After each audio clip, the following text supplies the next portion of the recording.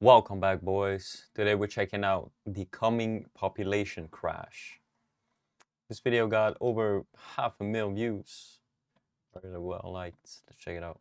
In our day and age, we isolate ourselves from history. Anything that happened before World War II might as well have never occurred. The problem that naturally comes from this is that the social vocabulary that our civilization has to understand the issues that we're facing now, or will face in the future, is quite limited. For example, we're ruled by a social class, which I have said in previous videos, effectively worships the religion of progress. They hold progress in such esteem since if you only look at recent historical periods, progress seems obvious. One of the ideas that I've recently come to terms with is that everywhere on this earth has been a video game map where the game has been playing forever. Even in areas that were formed as civilizations relatively recently, like America, where the Europeans only showed up a few hundred years ago, the native tribes have been fighting for millennia beforehand, coloring the hills red in their tribal warfare, which often kills 40% of the male population each generation. Once I learned that the reason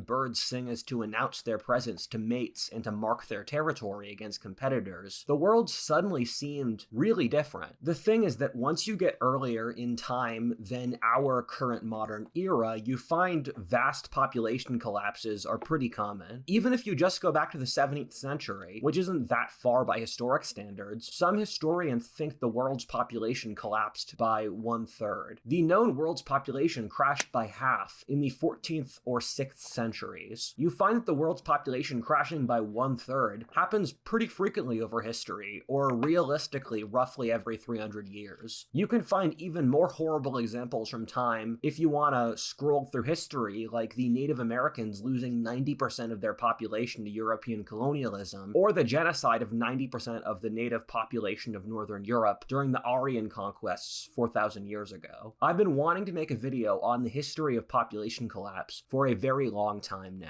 The scary thing now is that there's no way to avoid the coming population crash of the 21st century. In sheer numbers, this population crash will be easily 10 times the size of any of the previous ones in history. The thing is that this sounds impossible and overly dramatic, but the reality is that there's no way this can't happen. Looking at statistics, it is physically impossible that the world's population in 2100 is not at least half of what it is now, or collapses to 1/3 or even less of the current rate are pretty possible. That's big talk, but let me back it up. Part 1. A Childless Future. For every 100 Koreans alive today, there will be 4 at the end of this century. The thing is that those are the trajectories now. The scary thing as well is that the numbers have continually gone down faster than we expected for the last 50 years. The birth rate has been crashing faster than any computer model has been able to predict before. This sort of thing is statistically incredibly rare and means that some underlying assumption of our worldview is wrong. That's very scary. I would recommend reading the book Empty Planet by Bricker and Ibbotson.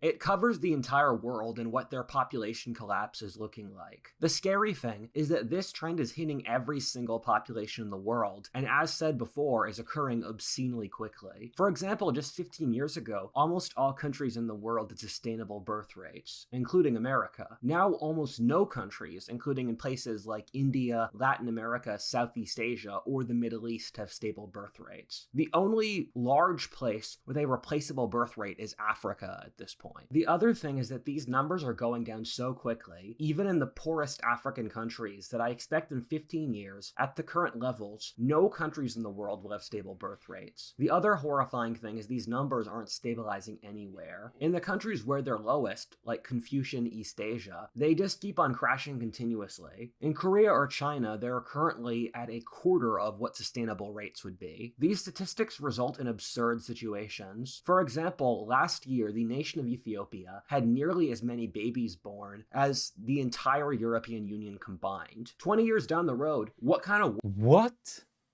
Ethiopia. What they say? As many as Europe?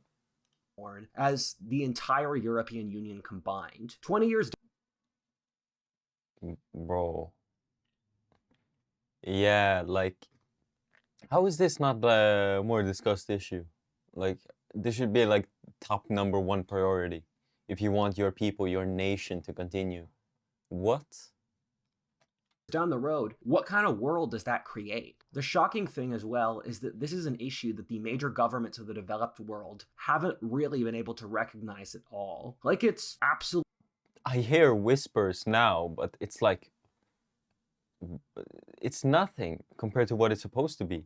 And the thing is, it doesn't help that the people are so goddamn degenerate. The family is not really important to many people in the West. Especially the women. They don't give a fuck. They'll be runners, rack up a high-ass body count, and expect somehow things to get better, but they won't. Absolutely absurd. For most countries in the developed world, this is basically national extinction, but their politicians argue over minutia, like whether there are 64 genders or giving aid money to some far-off foreign war in a different continent. I think a lot of people don't treat this as real. The modern world changes so quickly. Yeah, it's like things look fine, and there are people walking the street, and things are moving, but what happens when the day comes when things don't move anymore? When things start to slow down? When things start to get difficult? What happens then? Already now we see with people have difficulty finding jobs, housing, decent employment, and dating as well. Things are only gonna continue to get worse. That it's easy to think that some breakthrough will occur that will result in us being able to escape these intractable demographic issues. The scary thing, though, is that the birth rate has kept declining for over a century, with a short hiccup with the baby boomers. Even if we theoretically had a baby boom now, it wouldn't be enough to offset the decline, and at most it would push this crisis back another generation. 30 years in historic terms isn't that much. When you see these crashing birth rates, keep in mind that this is the future. There will come a time when that ever-shrinking number is our entire society. Hey everybody, please humor me for a shameless plug, where periods over the parallels on smaller scales is a normal historian's Muslim versus countryside. Something. Back to the video.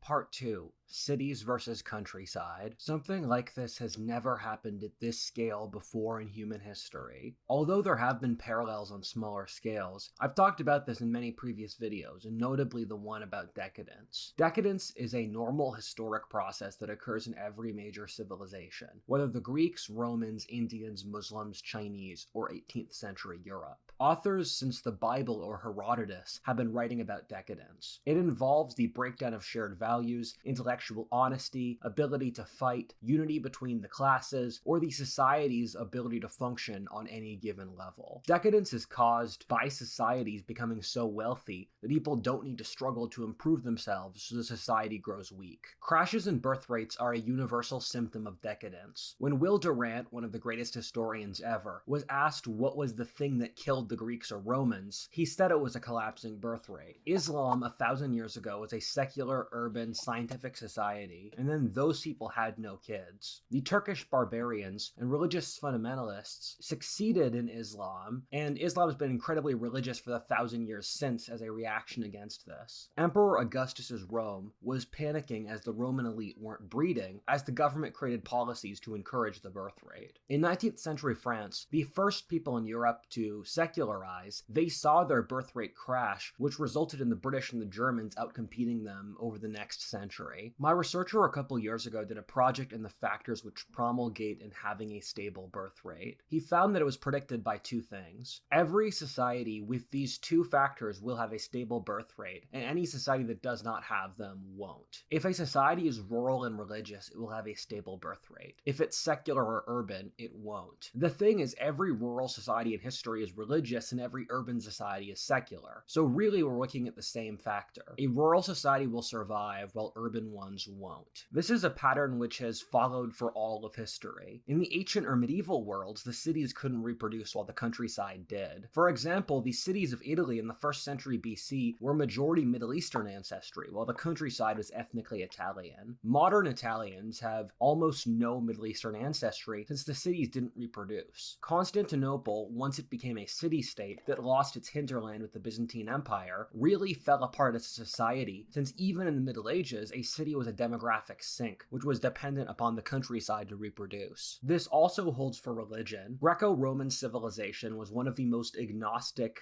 of the pre-modern world, since its elites were urban. The Middle Ages were a much more complicated society than we give them credit for, and even back then, the cities had a reputation for agnosticism, or not being a good place to raise a family. The British elite stayed religious over the 18th and 19th centuries, while France went agnostic, since the British elite was rural and the French was urban. Once Britain became an urban society in the mid-19th century, it stopped being religious. These trends do take a few generations to play out. For example, the Middle East urbanized in the late 20th century, and devotion to Islam has been in a nosedive over the last decade. Fun side note, I've seen a lot of analysts say that the rise of TikTok is the thing which is destroying faith in Islam today. In rural communities, human societies operate largely under Dunbar's number of 130, which is the number of people the human brain can process and actually know their character. Dunbar's number is fascinating in that the average size of a corporation, a church, a Roman centurion, a military brigade, or almost all types of human organization cluster around 130 people, or Dunbar's number. The thing is, once you get past Dunbar's number, the society can't assess the moral level of people or police their actions socially. In a farming town in 19th century America, a medieval village, a village in the ancient Middle East, or rural India today, everyone knows everyone else. A woman can't get pregnant with the children of multiple men without social recriminations and shaming. A scam artist or habitual criminal will eventually have their reputation destroyed. The governance, although this system does have very obvious negatives, is done by a local feudal lord, village elders, or parish priest who know the characters of everyone involved. Once you get larger than that, it's impossible to police people's actions. This either makes it difficult to get people to cooperate in tragedy of the common situations, like waging war, maintaining social standards, or social trust. Furthermore, everything becomes lonelier and more difficult since you can't rely on communities. It also wouldn't surprise me if we evolve to have a switch to not breed when population density gets too high for obvious reasons. Pre-industrial societies largely got around these issues since the populations of cities weren't replaceable, thus most of the inhabitants of cities were people socialized and from the countryside. So if you want to look at demographics and social structure from the perspective of cities versus countryside, you would see that in the pre-industrial world, the demographics of every developed society in the world were 90% rural and 10% urban. The sort of society that this would create would be a large religious, rural majority population that would provide social stability, but was also credulous, simple-minded, and bigoted. The thing is that we humans didn't evolve to live in cities. We are biologically the exact same as the hunter-gatherers who lived 100,000 years ago, who lived in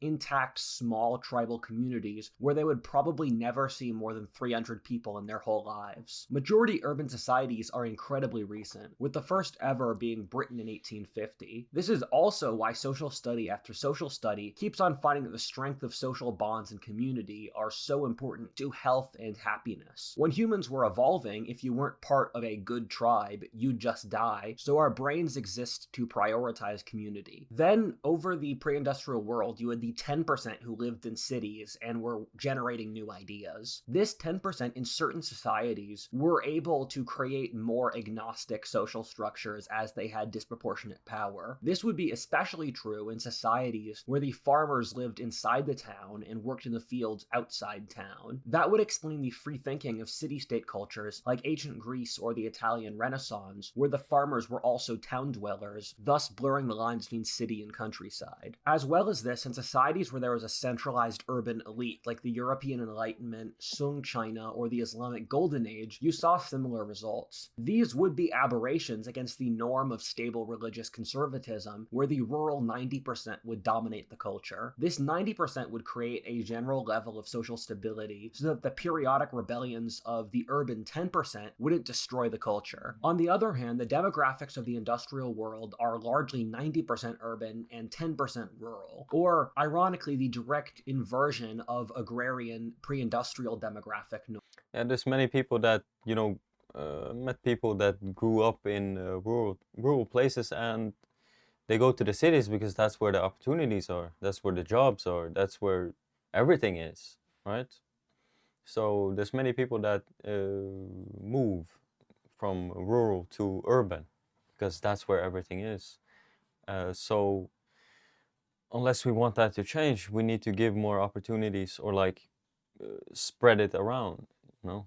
Norms. What would a society with the opposite social structure look like? Rather than religious conservatism being the norm, agnostic urbanity is. This would create a society that would be remarkably creative in the short term. However, it would be incapable of reproducing and would also lose the ability to maintain any social standards. For a few generations, said society would see the most rapid progress in human history. Then, after the social traditions and standards of the agrarian era would erode, you would see complete civilizational collapse. The birth rate wouldn't be able to sustain itself and the society would crash into complete decadence. Keep in mind, in pre-industrial societies which were 90% rural, such as the Roman Empire, Abbasid, Islam, Babylon, l'Ancien Regime France, or Sung China, faced really bad decadence. So what would the decadence of a 90% urban society where no one's scared of starving look like? You would see a breakdown of law and order, the formation of families, the ability to wage war, traditional belief structures, and basically any form of group cooperation. This is literally what's happening to our society. The most advanced nations in the world are pushing degrowth. I have no idea how defund the police helps black people, who often live in dangerous places, who really do need the police. Furthermore, how defund the police's policies have been pushed in countries that don't really have black people or well-armed polices, such as Australia, North Europe, or East Asia. However, for the comfortable city dwellers who want to abdicate any social standards, getting rid of the police means there's no external standards that they can be forcibly held to. Oswald Spengler was a brilliant historical thinker who developed a theory of how civilizations rise and fall. One of the most important points of his work, and a point he kept on returning back to, is that once a population becomes urbanized, it loses the character and soul which made that civilization. The soul of the civilization comes from the earth and nature around which it formed. As the society removes itself from the land, it can apply itself on a larger scale, but it becomes mechanical and artificial. That artificiality isn't sustainable, and then the civilization goes into decline. The great depressing irony is that looking at the strengths and weaknesses of urban or rural societies over history, you can see that our reality perfectly matches the hypothetical scenario. We are a majority urban society which, after its brief burst of incredible growth, is now seeing its population and social collapse. Part 3. Mouse Utopia.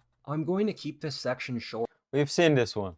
Since I've already made a long video detailing it in much greater depth. Ironically, a very large part of this channel has spent dozens of hours basically detailing different angles of two different crises we are facing as a world or civilization today. The first of which is the political crisis, or why I think America and much of the rest of the world are on the verge of a major war or political collapse. Then there is the demographic collapse, which we will see play out for the rest of this century, which is attached to psychological issues. I've called this the psychological Black Death in previous videos. It's easy to forget that these two independent crises, which I believe would happen without the other, are hitting us at the same time. Mouse Utopia was an experiment in the 60s and 70s where they put 9 mice into a cage that could hold 6,000 mice. They gave them perfect conditions for population growth. There was infinite food, a lot of space, no disease, and a good climate. They ran this experiment 30 times and got the same results for each time. The population skyrocketed to 2,000, which is again 1/3 of the carrying capacity, and then the mouse social structure broke down. The male mice became effeminate while the female mice became masculine. The mice stopped interacting socially, with a lot becoming autistic. The mouse social system totally broke down, as there were gangs of violent mice who would kill those who continued to breed. The mouse birth rate crashed precipitously, as each time the mouse colony completely died out. Doesn't this sound eerily similar to what's going on in our world? The Mouse Utopia experiment has haunted me ever since I read it. I know it's possible to discount an experiment run by some guy in the 60s, but the thing is that this is the only paradigm that explains a lot of the weirdness of our society. We are the first era in history which wants to commit civilizational suicide. The first era where the birth rate has crashed to the degree it has. A large part of the West is literally pushing degrowth and mass immigration for the literal purpose of replacing the current population. We are the society which has the strongest feminism and most effeminate men ever. Nothing like it has been seen before in history, but it can all be explained by Mouse Utopia. I was watching my friend Homath's YouTube channel, and he showed a video of how in Korea they have something called the 4B movement. What that effectively means is that Korean women will stop having children, any kind of relationships, speaking with, or sex with men. This is terrifying because it just proves the Mouse Utopia paradigm. Only through Mouse Utopia can you explain a population which has lost any desire to reproduce, or who view reproduction as disgusting. Another scary thing is that the American girl who made a TikTok explaining this approved of the 4Bs and was cheering on Korean women for ending their entire nation. I assess the accuracy of my predictions every few years to compare what I thought would happen to reality. I find I had a bias against nihilism, and that I did not predict accurately how suicidally nihilistic our society or the lefts would get. The 4Bs was something once I knew about the Mouse Utopia experiment that I knew in the back of my mind I would start seeing. It's shocking to actually get there though. I put it in the same mental bracket as the hikikomori, or the Japanese shut-ins who refuse to work, socialize, or be members of society. I predicted there would be a Western version, and now we have the NEETs, which stands for not in employment, training, or education. The thing that scares me about Mouse Utopia is that it's the perfect logical endpoint of the chain of argument I went through before, of what a majority urban population would end up like. The guy who ran the Mouse Utopia experiment, after running various versions of it 30 times, came to the conclusion that the driving variable for Mouse Utopia was the crowding and thus lack of agency which came from overpopulation. A very similar conclusion to the Unabomber, who said that the great flaw of the Industrial Revolution was that it removed agency so much from the average person that society lost any will to keep going. That the human spirit couldn't take being turned into a cog or a ant in a giant depersonalized hill. The Unabomber also said that without intervention from genetic engineering, that industrial civilization would break down. He said that collapsing birth rates, ennui, soullessness, and other things would mean that the industrialized world would self-destruct over the course of the 21st century. This fits with the rural thesis in that in a rural society where you know everyone, you can feel agency over your life since you are capable of seeing how you as an individual have improved your community over the course of your life. That's much more difficult in a giant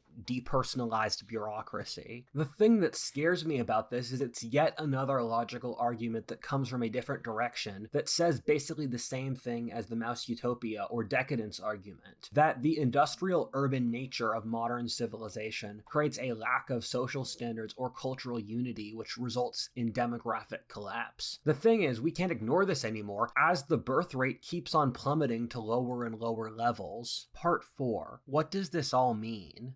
We can talk about these statistical projections all we want, but the fundamental reality is that this won't happen in the lab, but in the messy real world. There's an interesting book named The Human Tide by Paul Morland. It's a history of how the various demographic waves of the last 200 years have affected history. It goes through how the Anglo and French population booms of the early 19th century resulted in the settlement of the Anglosphere, the Industrial Revolution, or Napoleonic Wars. Then the population boom in East and Central Europe caused the World Wars. The population boom in East Asia resulted in the tiger economies of the mid to late 20th century, while the population boost of the early 21st and late 20th centuries resulted in the wave of Islamic radicalism, migration, and terrorism, which rocked across the Middle East. Now the population boom in Africa will probably result in mass immigration or wars. We treat history as a war of ideas or politics, but the reality is it's often a battle of dominance between different ethnic groups of people. When one group has a lot of people, they go out and conquer, using politics to rationalize it. When a population goes into decline and they shrink into conservatism and then use politics to rationalize that again. This will happen in our world as well. It's hard to draw conclusions of the demographic future of our world. For example, one would think the demographic rise of Africa recently will result in important events on that continent. For example, the population of Africa has grown 5 times over since 1950. It's expected to quadruple again by the end of this century. That being said, that's not going to happen since Africa's birth rates are already going down rapidly. Nigeria just can't support 500 million people. That's ridiculous. And frankly, there have been very few historical events noteworthy enough to warrant Africa's population going up by 5 times over in the last 70 years already. Furthermore, the population growth in Africa is contingent on the stability of the rest of the world. In a world where the developed nations will have half the population they do now by the end of the century, Africa will end up having a quarter of its current population. This is since Africa is completely dependent upon the fertilizer, industrial goods, or agriculture in other regions of the world. If you pull one nut out of the African system, the unstable nature of that continent's trade or politics would fall apart, resulting in cumulative collapse. Thus, it may appear as if Africa would benefit in a mouse utopia scenario in abstract, while the reality is it might become one of the hardest hit areas in the world. Peter Zeihan, I believe, does a good job of analyzing what the effects of demographics will be over the next few decades, where he looks at the countries that are hit the hardest, whether Germany or Russia or China, and predicts that they will have serious issues, while countries like India, America, France, or Turkey.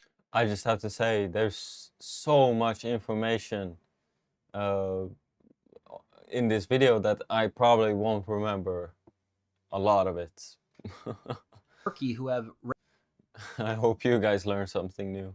Relatively younger populations will probably do better. That being said, when people analyze this, they often try to find a single solution, but there really isn't one. For example, you may want to import immigrants that would keep your populace younger, but immigrants themselves have declining population growth, and importing a completely different society into your culture brings its own series of very serious social issues. Meanwhile, for countries that want to maintain their demographic homogeneity, like Japan or South Korea or Bulgaria in Eastern Europe, they're the ones who are getting hit the hardest by aging. Likewise, people might say that white people will go extinct due to population collapse. However, interestingly, white Anglo-Americans stabilize at one of the highest birth rates of anyone in the world. This is due to half of America's population being suburban and a quarter being rural, which is higher than almost any rate in the developed world, which means it stabilizes at higher birth rates. In the next few years, white Americans will start having higher birth rates than Hispanic Americans. Minority populations in the West are urban concentrated, and after a generation, these immigrant populations collapse down to local birth rates. I also think it's likely Western populations.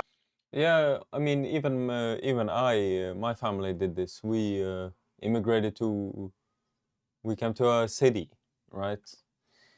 I don't think there's many immigrants that go to like a super rural area to establish themselves, because they want the best opportunity for their children, of course. And that's where all the best schools and such are in urban areas. Populations will evict recent immigrants. Remember how urban immigrants who made up the majority of the urban population in Rome didn't turn out to be demographically important. Alternately, how people were scared for the waves of immigration around 1900 in America, where people were worried would replace the local Anglo-Saxon population, but that didn't even remotely happen. There's a solid chance that this is cope on my end, but the idea of the end of white majority populations in the West isn't assured in any way. Furthermore, we're seeing birth rate collapses in the populations which supply the immigrants to the Western world, whether Islam or Latin America, both of which either have negative birth rates or will very soon. These countries will run out of people in a few decades as well. This is a crisis which is affecting the whole planet, a crisis which will last a century at least, with large demographic effects, so the end result is in no way assured. If you want to compare it to a previous era of demographic turnover, that being around the era of the fall of Rome, it would be impossible to predict which ethnic groups would end up predominating in certain areas, especially if you want to look at the dark horse victory of the Slavs, who were an unimportant ethnic group for most of the time, or the Arabs' eruption across most of the known world, neither of which would be predictable, and there are loads of events between the fall of Rome and the start of the Middle Ages that would have been impossible to know as that time period started. If the Korean numbers turn out to be true, where there will be 4 people out of the current 100 who make it to the end of this century, then relatively small groups of people alive today will populate the new world that comes out of this. In general, I think those who want to do so will be the ones who inherit the earth, likely the rural and religious. This is almost a white pill that if you decide you want your descendants to make it, they probably will. One of my friends jokes that it's impossible to get an urban atheist to have grandkids. Our enemies are purposely pulling themselves out of the gene pool. The scary thing is that it appears as if the Yeah, many of these that are the most extreme, they will never have children. Straight up. Nihilists are the ones who are willing to organize, especially through the governments. That's at least what happened in Mouse Utopia. I hope that they don't kill those who try to continue to breed. In my opinion, historians have a nasty... Yeah, some of them think that having children is morally wrong, which is insane. Habit of picking some incredibly complicated historic event and then saying whatever the result that came out of that is assured and was destined to happen. I think in retrospect, whoever emerges out of this crisis victorious will be obvious, but it is in no way so now. To look at the Black Death as an example, it hit the Berbers, Byzantine Empire, and Central Asia harder than other areas. I still have no idea why that's the case. This then created political disturbances in which the Russians were able to colonize a depopulated Central Asia, the collapse of the Mongol Empire, the Maghreb turning Arabic, or the Turkish conquest of Byzantium. You do see demographic crises like this over history which change politics. For example, there was a version of the Black Death in the 6th century AD, which killed half the population of the civilized empires like the Byzantines or Persians. This then gave the Arabs and Germanic barbarians an advantage, which thus resulted in their greater predominance at the expense of those 2 previous empires. The thing is that this kind of stuff is very difficult to predict. As a general rule, though, the more religious or rural a population is, the better off it'll be. On top of this, what we would see is that in the short term, third world populations would have an advantage over first world populations, but later on, as the world gets more chaotic, the better organized first world populations might regain that advantage over the third worlders. Also, the more geographically spread out a population is, the better off it is. The death of Anglo-Americans in society is harder to imagine than the Danes or the Dutch. The Chinese are really harder to kill as a civilization than the Koreans or the Malays. Another variable here is that the areas getting hit the hardest by these demographic collapses are East Asia, but these are ethnically homogenous societies with no one that could replace them. They have no neighbors with stable birth rates either. Something that I'm going to throw out as well is that there are eras of increasing and decreasing complexity over history. India, as an example, is a place which has had very few of that, and so Indian society is ridiculously complex on a religious, political, ethnic, whatever basis. Or the Roman Empire is a great example where the complex tribal and religious organizations were replaced by Latin Christians in Western Europe.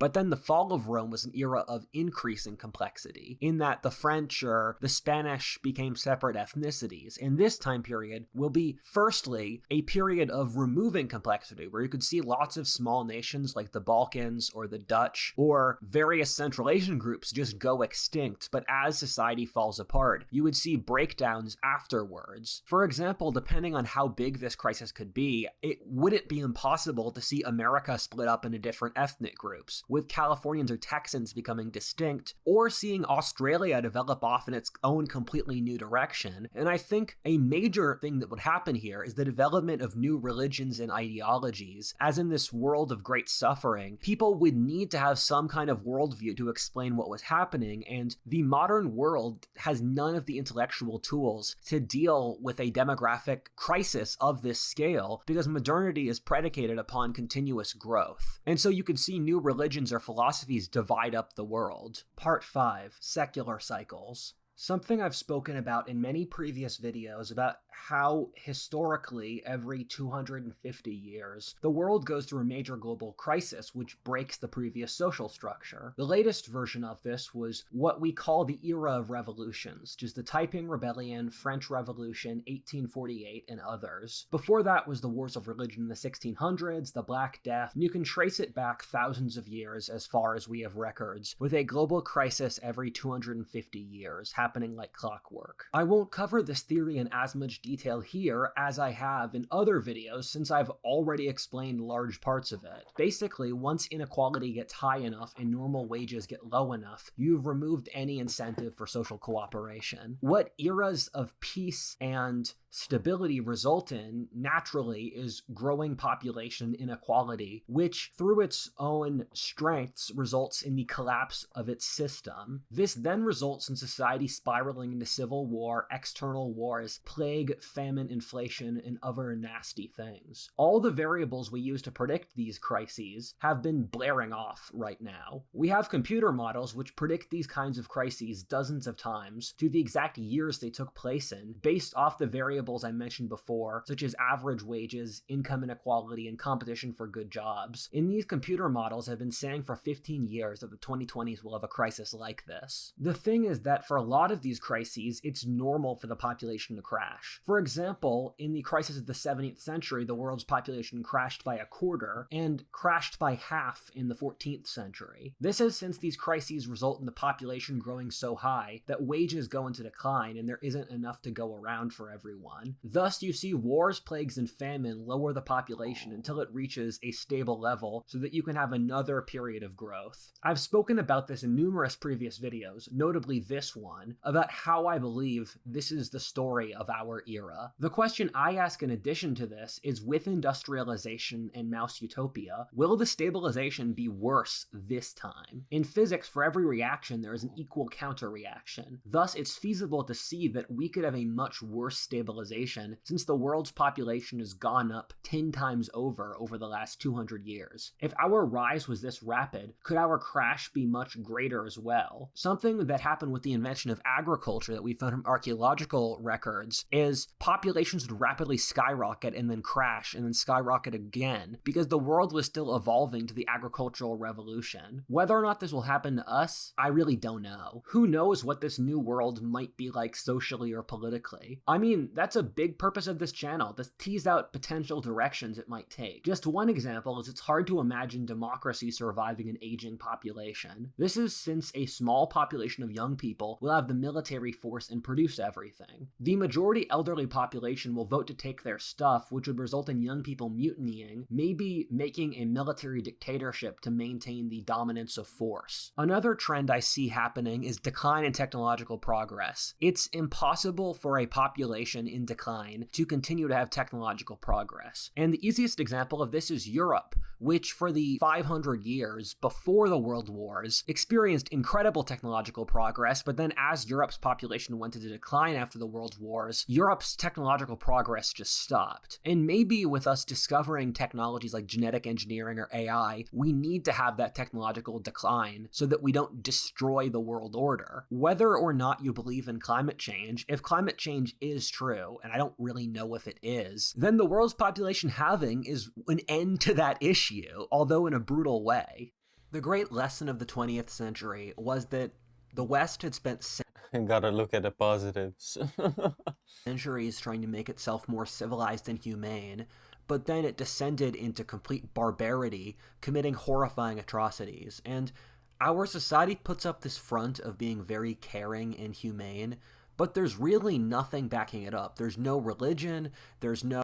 Yeah, it's like, yeah, I'm so good, I'm so caring, I'm so I have so much empathy, I'm this and that, but there's no like religion, there's no rules, there's no... It's a fugazi. It's a fake. no deep moralization occurring in the society, which means that once things get bad and people get desensitized by population collapse, I think there will be horrible atrocities. If things start to... if shit starts to hit the fan, it's like, it's gonna really hit, because there's nothing... there's no moral boundaries. Many people will not, like, there's nothing holding people back. You know, God, family, community, anything good. There's nothing of that now in today's modern society.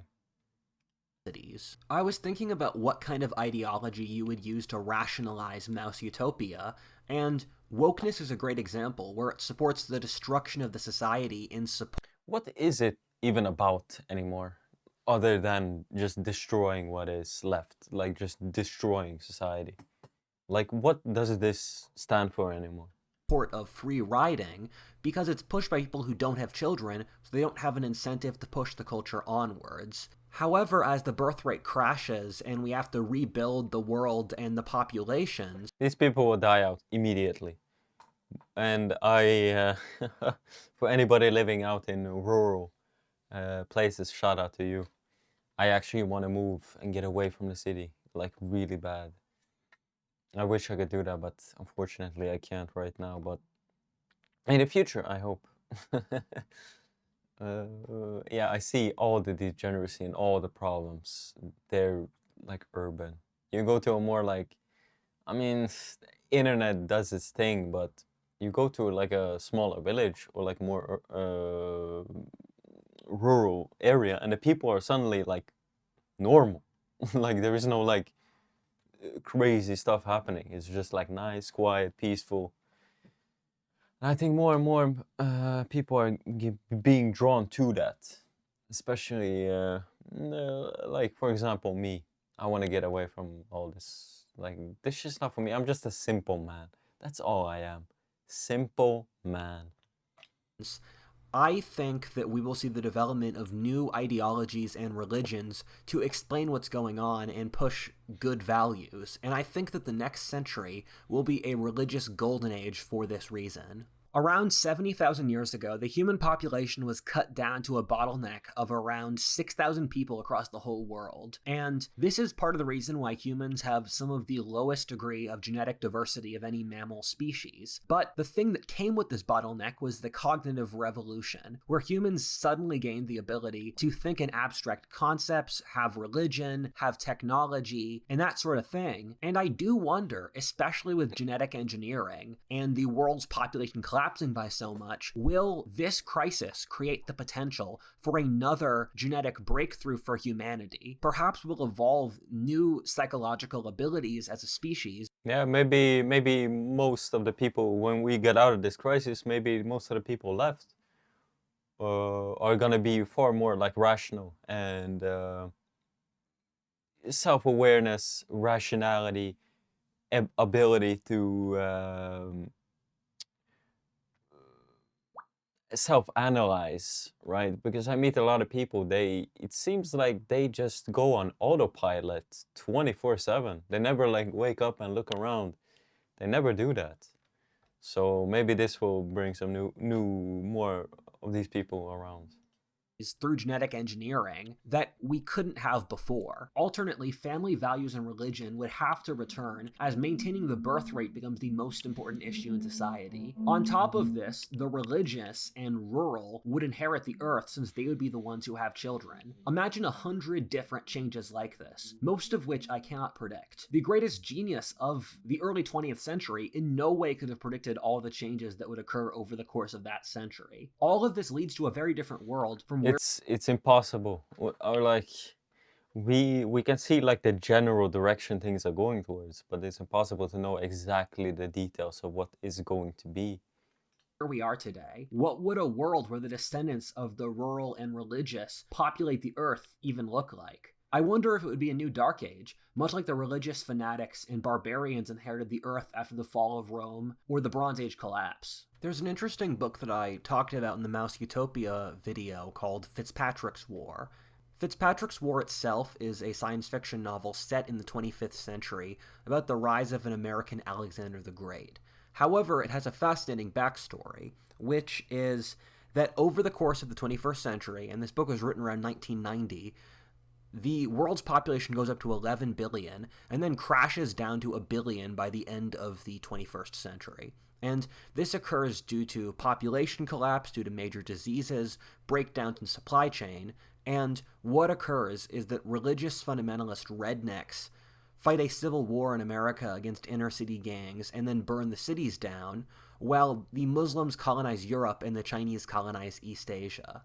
In the book Why Nations Fail, which I'd recommend, one of the themes that gets teased out a lot is that there are certain eras of history in which pivotal small decisions, which the people who make those decisions often don't even think about, determine the fate of centuries. An example of this is the fall of Rome, in which Islamic, Orthodox, and Western civilization formed afterwards, or the discovery of the New World, in which the early colonial structures of the New World determined how those societies operate even today, or with the Black Death, where Western Europe became a free society and Eastern Europe a serf society due to changes made around the Black Death. And this will be a giant historic breaking point. And so the beautiful white pill here is that if we guys can find a way to do things right, we can set our descendants up for a good future because we will be at that pivotal moment of history.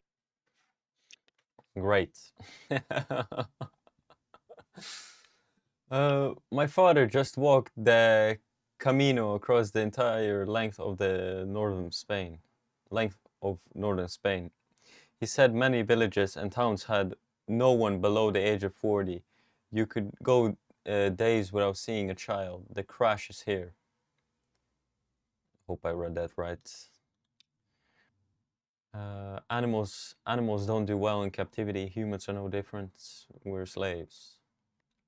Work for the corporation. Started off wanting a girlfriend, ended up in this rabbit hole. Anyway, boys, that's it from me. Hope you guys enjoyed this one. I appreciate everybody who likes, sub, and comments. It really helps me out with the algorithm. I see you boys on the next one, okay?